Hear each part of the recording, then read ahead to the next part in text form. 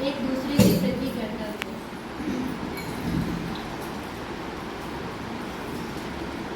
आपस के प्रेम को छोड़ और किसी बात में किसी के कर्जदार ना हो, क्योंकि जो दूसरे से प्रेम रखता है उसी ने व्यवस्था पूरी की है।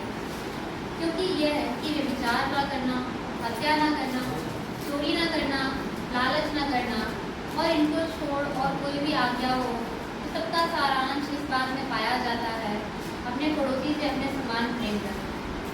प्रेम पड़ोसी की कुछ बुराई नहीं करता, इसलिए प्रेम रखना व्यवस्था को पूरा करना है। समय को पहचान कर ऐसा ही करो, इसलिए कि अब तुम्हारे लिए नींद से जाग उठने की घड़ी आ पहुंची है। क्योंकि जिस समय हमने विश्वास किया था उस समय के विचार से अब हमारा उद्धार निकट है। रात बहुत बीत गई है और दिन निकलने पर है, इसलिए हम अंधकार के काम को त्याग कर ज्योति के हथियार बांध लें। जैसा दिन को शोभा देता है वैसा ही हम सीधी चाल चले, न कि लीला क्रीड़ा और कैफड़पन में, न विचार और लुत्फन में और न झगड़े और डाक में, वरन प्रभु यीशु मसीह को पहन लो और शरीर की अभिलाषाओं को पूरा करने का उपाय ना करो। आमीन।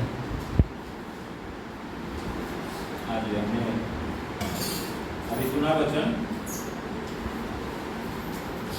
ये किस विषय में है? एक दूसरे के प्रति कर्तव्य। कौन सा एक दूसरा? ये सबसे पहले प्रभु के जो लोग हैं उसके ऊपर ये लागू होता है, उसके बाद बाकी लोगों के लिए। हालेलुया। हालेलुया। क्या कह रहा है वचन? कि आपस के प्रेम को छोड़ और किसी बात में किसी के कर्जदार न हो, क्योंकि जो दूसरे से प्रेम रखता है उसी ने व्यवस्था पूरी की है। क्या कह रहा है? आपस के प्रेम को छोड़, मतलब जो हमारा मूल उद्देश्य है, जो हमारा मेन जो वो कहते हैं ना बैकबोन, हमारा जो शरीर का जो ढांचा खड़ा है वो हमारे जो रीढ़ की हड्डी है उसके ऊपर खड़ा रहता है, हम सब जानते हैं। वैसे ही जो कोई घर बनाते हैं हम, तो वो किस चीज पर खड़ा रहता है? जो उसकी बुनियाद है, यानी नींव है। तो यहां मसीहत की जो नींव है वो क्या है? उसी के विषय में है ये कि आपस के प्रेम को छोड़ और किसी बात में किसी के कर्जदार न हो। अब मान लीजिए कि हमारे पास कोई 100 झंझट होंगे। अगर मान लीजिए मैं कोई वैसा व्यक्ति हूं जो परमेश्वर का भय पूरी तरह से अपने जीवन में नहीं रखता हूं, ये कोई जरूरी नहीं है कि जो अविश्वासी हैं उन्हीं के लिए है। जो मसीह के लोग हैं उनके भी जीवन को जब हम देखते हैं तो 100 लफड़े 1000 लफड़े जो है ना वो हमेशा लेके चलते हैं, साथ में झंझटों को पालते रहते हैं। क्योंकि मुझे लगता है कि शायद परमेश्वर का भय उनके अंदर कम है। क्योंकि ऐसा होगा, परमेश्वर का भय रहेगा तो हम लफड़ों को नहीं पालेंगे। क्योंकि यहाँ वचन क्या कहता है कि आपस के प्रेम को छोड़ और किसी बात में किसी के कर्जदार न हो। हमारा जो कर्जदार है, मतलब हम जो कर्जदार हैं या कर्जा है, वो प्रभु ने जो हमारा कर्जा उतारा है और जो हमें अपने लहू का मोल देके खरीदा है, जो उसने क्रूस पे अपना सर्वस्व बलिदान दिया है,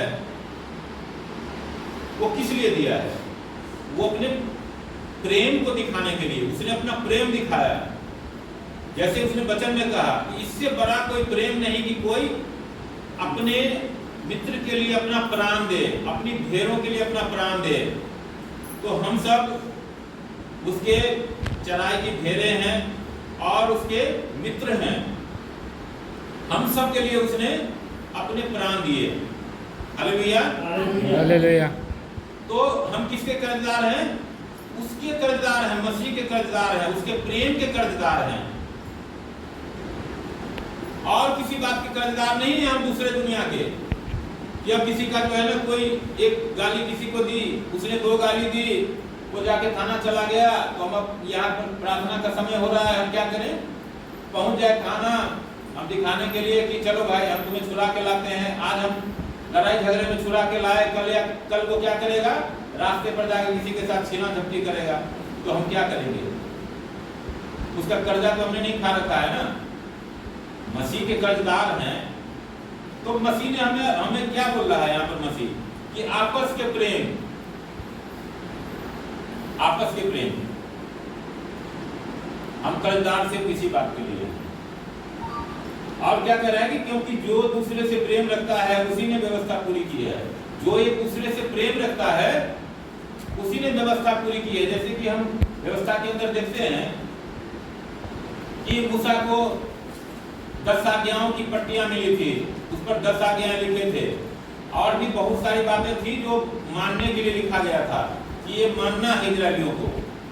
लेकिन मूल रूप से जो है 10 तरह की आज्ञाएं थी।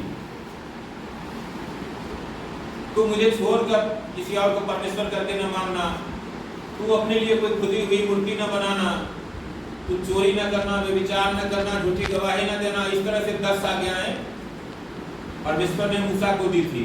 लेकिन यहाँ पर क्या कर रहा है कि जो आपस में एक दूसरे से प्रेम रखता है उसने क्या किया, उस सारी व्यवस्थाओं को पूरा कर दिया। वो 10 व्यवस्थाएं, जो 10 आज्ञाएं जो है, प्रभु ने एक आज्ञा के अंदर ही वो 10 आज्ञा को डाल दिया। जैसे होता है ना, अनेक शब्दों के लिए एक शब्द हम व्याकरण में पढ़ते हैं ना, तो वैसे ही प्रभु ने क्या बोला कि आपस में एक दूसरे से प्रेम करो। अगर तुम आपस में एक दूसरे से प्रेम करते हो तो तुम मेरे चेले ठहरते हो। मतलब उसका जो है एक ही शर्त है, एक ही कंडीशन है। अगर हम मसीह के हैं, चेले हैं, बच्चे हैं, तो हमारे अंदर प्रेम होगा, आपस में एक दूसरे से हमेशा प्रेम रहेगा, और रहेगा तभी हम उसके चेले हैं। और उसके चेले हैं तो हमारे भीतर दिखाई कैसे देगा कि हमारे अंदर एक दूसरे के लिए प्रेम होगा। Hallelujah, hallelujah.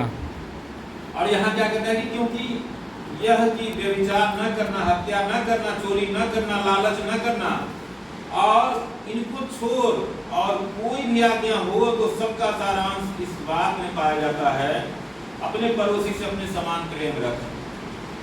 मतलब ये जो आज्ञाएं हैं, हम जरा सोच के देखें तो क्या अगर हम एक दूसरे से प्रेम करेंगे तो जो क्या किसी से व्यभिचार करेगा, क्या वो हत्या करेगा क्या? या जो प्रेम करेगा वो चोरी करेगा क्या? या जो प्रेम करेगा, मान लीजिए कि मैं अपने पड़ोसी से प्रेम करता हूं और मेरे पास जो एक छोटी सी मोटरसाइकिल है, पड़ोसी के पास एक 4 मोटरसाइकिल आ जाए। अगर मैं अपने पड़ोसी से प्रेम करता हूं तो क्या करूंगा, मैं उसके 2 मोटरसाइकिल जो है पार करवा दूंगा? कभी करूंगा ऐसा? ये जो है ये हमारे प्रेम को दिखाता है कि अगर हमारे अंदर प्रेम है तो हमें खुशी होगी कि चलो हमारे पड़ोसी तरक्की कर रहे हैं। और अगर प्रेम नहीं होगा तो हम बाकी बातें कर सकते हैं जो अविश्वासी करते हैं, जो बहुत सारे बुरे लोग करते हैं। तो मसीह का प्रेम हमारे अंदर अगर है तो हम बाकी लोगों की तरह नहीं करेंगे, फिर हम मसीह। हालेलुया। प्रेम पड़ोसी की कुछ बुराई नहीं करता, इसलिए प्रेम रखना व्यवस्था को पूरा करता है। क्या कर रहा है? प्रेम पड़ोसी की कुछ बुराई नहीं करता। अगर हम अपने पड़ोसी से प्रेम करते हैं, अगर मान लीजिए पड़ोसी के घर में कुछ गलत हुआ है या उसके साथ कुछ बुरा हो गया, उसके घर में खाना नहीं बना, वो भूखा है, तो पहला नंबर हम क्या करेंगे? अगर हमारे पास है तो हम इसके लिए कुछ कर सकते हैं।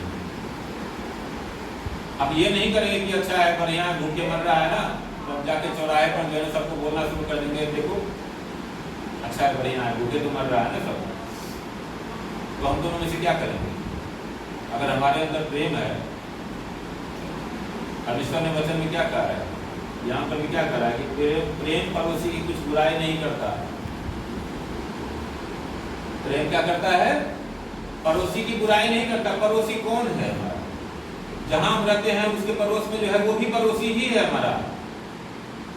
और जहां वर्क प्लेस में जाते हैं, हमारे साथ जो काम करने वाले हैं वो भी हमारा पड़ोसी है। हम जहां भी हमारा कुछ समय हम बिताते हैं, जो भी हमारे आसपास में है वो हमारा उस समय पड़ोसी ही है। ये बात हमें ध्यान रखना चाहिए। हम इसको दायरे में नहीं बांध सकते हैं कि जहां पर हम रहते हैं हमारे अगल बगल के जो 4 घर हैं वो पड़ोसी हैं, बाकी हमारा कोई पड़ोसी नहीं है, नहीं। और जहां हम 8 घंटा जाते हैं ड्यूटी करने, वहां पर भी तो बहुत सारे लोग हैं ना हमारे साथ, वो कौन है? वो भी तो हमारा पड़ोसी है। तो इस तरह से हम हमेशा सुबह से शाम तक, रात तक ध्यान रखें, जीवन भर ध्यान रखें कि जो ये पड़ोसी जो प्रभु ने बोला है ना, ये पड़ोसी कोई छोटा सा शब्द नहीं है, छोटा सा इसके मायने नहीं है, इसके मायने बहुत बड़े हैं। अगर हम परमेश्वर के प्रेम को अपने जीवन में अपनाए हुए हैं और हम उसको दिखाना चाहते हैं, तो हम इन बातों का ध्यान रखेंगे। Hallelujah, hallelujah. और आगे क्या कहता है 11 में कि समय को पहचान कर ऐसा ही करो, इसलिए कि अब तुम्हारे लिए नींद से जाग उठने की घड़ी आ पहुंची है। क्योंकि जिस समय हमने विश्वास किया था उस समय के विचार से अब हमारा उद्धार निकट है। क्या कर रहा है? इस समय को पहचान कर ऐसा ही करो। अब पहले कोई जैसे स्कूल में हम जाते हैं, देखते हैं बच्चों को हम स्कूल भेजते हैं पढ़ने के लिए, तो एक ही दिन में ना किताब पढ़ना नहीं सीख जाता है ना। शुरू में थोड़ा टुकड़ों में पहले तो उठना बैठना ही सिखाया जाता है उसको, फिर उसको थोड़ा सा एक अक्षर जो है कई दिनों में सिखाया जाता है और तब बच्चे सीखते हैं। लेकिन फिर वो समय आता है जब बच्चे धारा प्रवाह किताब को पढ़ते हैं, हिंदी, इंग्लिश, कोई भी भाषा हो, वो धारा प्रवाह पढ़ते हैं और लिखते हैं। वैसे ही जब हम मसीह के चरणों में आए, तब हम एक बिल्कुल छोटा सा बच्चा थे, जिसको कुछ भी समझ नहीं था। लेकिन जैसे जैसे समय बीतता है और हम प्रार्थना में बैठते हैं, और बहुत बार हम कुछ अच्छे लोगों को देखते भी हैं जो मसीह के लोग हैं, तो उनसे भी बहुत कुछ हम सीखते हैं कि उन लोगों का जो आचरण है, उन लोगों का जो व्यवहार है दूसरों के प्रति, वो कैसा होता है। तो हम उनसे सीखते हैं और बहुत सारी बातों का जो है शिक्षा हमें प्रभु देता है, अपनी आत्मा के द्वारा, अपने वचनों के द्वारा, अपने बुद्धि ज्ञान के द्वारा हमें सिखाता है और हम परिपक्व होते चले जाते हैं। तो यही ये वचन कह रहा है, इस समय को पहचान कर ऐसा ही करो। मतलब ये जो पहले कही गई है कि प्रेम करने के लिए वो पहले जो भी हमने किया, ईर्ष्या किया, झगड़ा किया, लड़ाई किया, डाह किया, हम देखते हैं कि प्रभु के जो आरंभिक चेले थे, उनमें भी हम देखते हैं कि शुरुआत में जो है ना थोड़ी बहुत ऐसी बातें थी। क्योंकि हम देखते हैं कि एक उदाहरण मैं बता सकता हूं स्पष्ट से कि जैसे प्रभु के पास जो जब्दी के पुत्र हैं याकूब और यूहन्ना, उनकी माता जाती है कि हे प्रभु, जब तेरा राज्य आए तो तू हमारे जो दोनों बेटे हैं, एक को बाएं बैठाना, एक को दाएं बैठाना। मतलब क्या है? इसके अलावा भी तो 10 और चेले हैं ना। तो एक तरह से जो है वहां भी कहीं ना कहीं जो है ऊपर नीचे वाली बात है ना, कहीं ना कहीं थोड़ी बहुत तो ईर्ष्या की बात आती है, छोटे बड़े की बात तो थोड़ी बहुत आती है। लेकिन प्रभु उनको अच्छा उत्तर देते हैं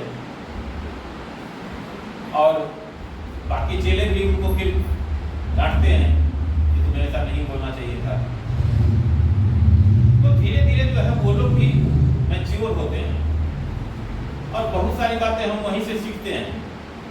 आज भले ही उनसे बहुत आगे लोग निकल गए हैं, लेकिन यहाँ पर जो वचन कहता है कि समय को पहचान कर ऐसा ही करो, इसलिए कि अब तुम्हारे लिए नींद से जाग उठने की घड़ी आ पहुंची है। क्योंकि हम नहीं जानते कि अब कितना समय और बाकी है। प्रभु का जो दूसरा आगमन होगा वो उसमें कितना समय और बाकी रह गया है। लेकिन एक बात हम जानते हैं कि जिस तरह से आज से 2000 साल पहले प्रभु ने बोला, जब वो बादलों पे उठाए गए थे तो स्वर्गदूतों ने वहां जो खड़े लोग थे, जो चेले थे उनके और भी जो लोग थे, उनको बोला स्वर्गदूतों ने कि बहुत जल्द दूसरा आगमन होगा प्रभु का। और प्रभु ने भी वादा किया कि मैं बहुत जल्द तुम्हारे पास वापस आऊंगा और तुम्हें ले जाऊंगा। वहां कोई समय नहीं दिया गया है, बहुत जल्द उन्होंने बोला। अब बहुत जल्द का मतलब क्या है प्रभु की नजर में, वो हम तो नहीं जानते, लेकिन जो बहुत समय बीत चुका है ये तो हम जानते हैं कि 2000 साल बीत चुके हैं। तो वो समय जो है ना बहुत नजदीक है, बिल्कुल पल पल नजदीक आते जा रहा है। और इसीलिए यहाँ पर कह रहा है कि अब कौन सा समय आ गया है, अब नींद से जागने का समय आ गया है। क्योंकि जिस समय हम जब विश्वास किया था उस समय के विचार से अब हमारा उद्धार नहीं करता है। Hallelujah, hallelujah. रात बहुत बीत गई और दिन निकलने पर है, इसलिए हम अंधकार के कामों को त्याग कर ज्योति के हथियार मान लें। क्या कह रहा है? रात बहुत बीत चुकी है, यानी कि जो अंधकार का जो समय था, जो उस दुष्ट का जो साम्राज्य था वो काफी बीत चुका है। अब उसके साम्राज्य का अंत होने वाला है। और प्रभु ने हमें इसलिए चुना है कि हम ज्योति में चलें, क्योंकि उन्होंने ज्योति की संतान हमें ठहराया है।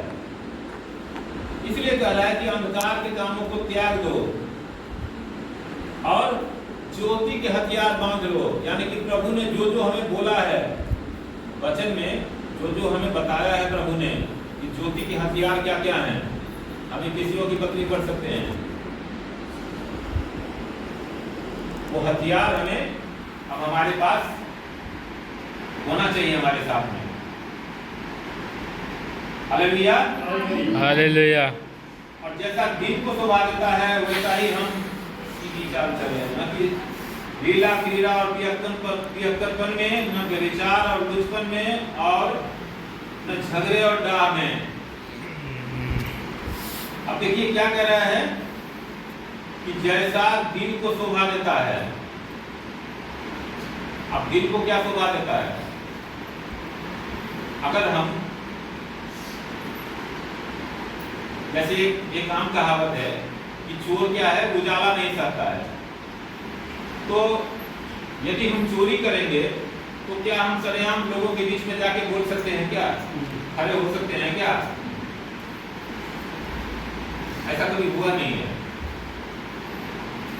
तो जो भी बुराई के काम है,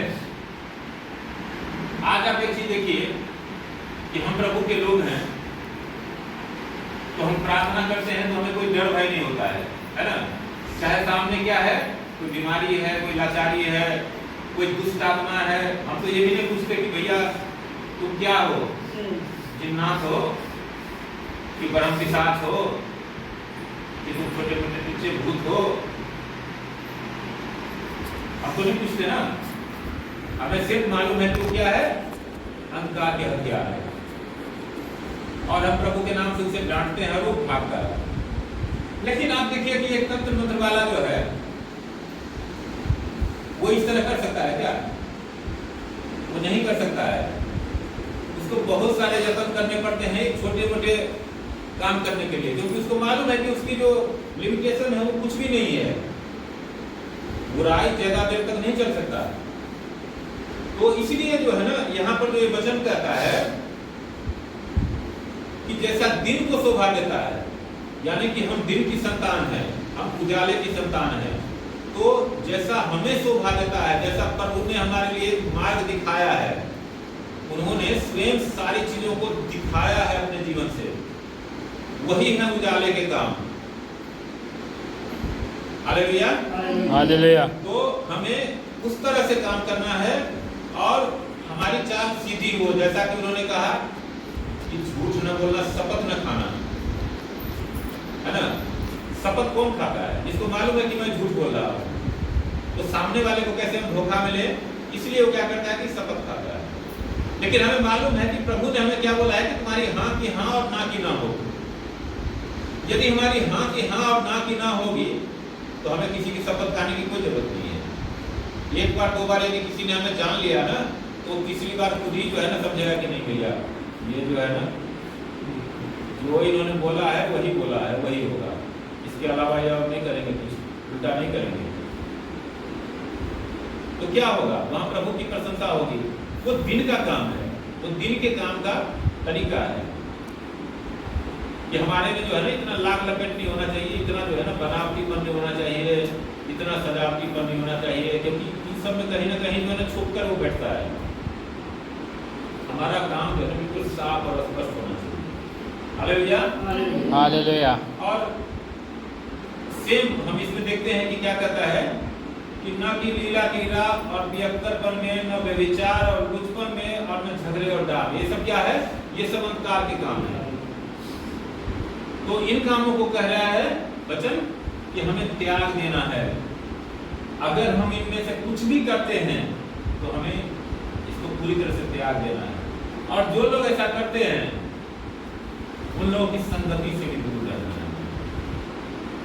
क्योंकि बुरी संगति अच्छे चरित्र को बिगाड़ देती है, ऐसा वचन कहता है। Hallelujah hallelujah.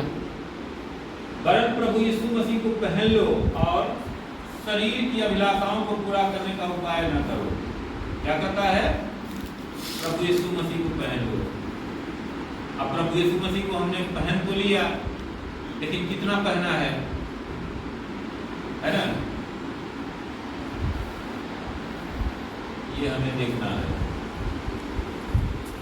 पूरी तरह से प्रभु यीशु मसीह को हम यदि पहन लेंगे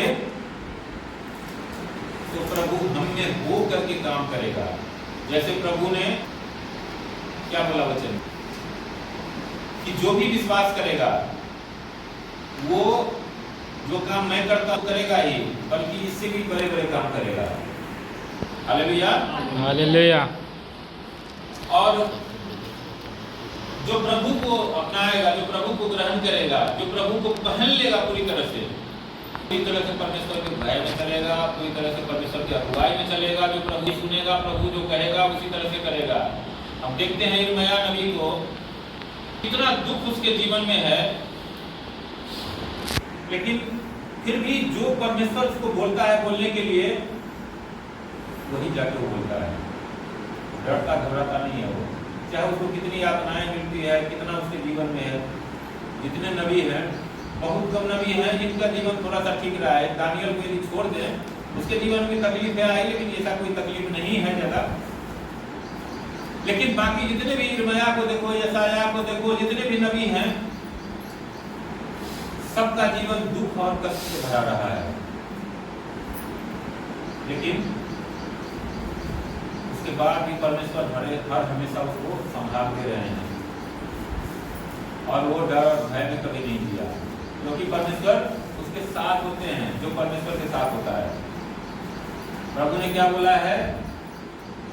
यदि तुम मुझ में बने रहो और मेरे वचन तुझ में बने रहे तो जो भी चाहो हो जाएगा। ये है प्रभु को पहनने का मतलब। Hallelujah hallelujah. यदि तुम मुझ में बने रहो, जैसे कि उन्होंने और वचन में कहा है, उन्होंने डाली और पेड़ का उदाहरण दिया है कि मैं फलदायी दाखलता हूं, मेरा पिता किसान है, तुम सब मेरी डालियां हो। तो क्या होता है? हम देखते हैं एक संसारिक रूप से कोई भी फल का जो पेड़ है, फल उसके कहाँ लगता है? डालियों में लगता है। लेकिन वो डाली कहाँ से जुड़ा है? उसके तने से जुड़ा है। तना कहाँ से जुड़ा है? जड़ से जुड़ा है। उसका खाना पीना तमाम चीजें जो है कौन देता है? जड़ देता है। उसको जितना पानी चाहिए, जो कुछ भी चाहिए, वो जड़ से ही मिलता है। लेकिन वो कहाँ पहुंचता है? डाली तक पहुंचता है, तब डाली फल जाता है। तो वो जड़ कौन है हमारा? वो जड़ हमारा परमेश्वर है, वो हमारा प्रभु यीशु मसीह है।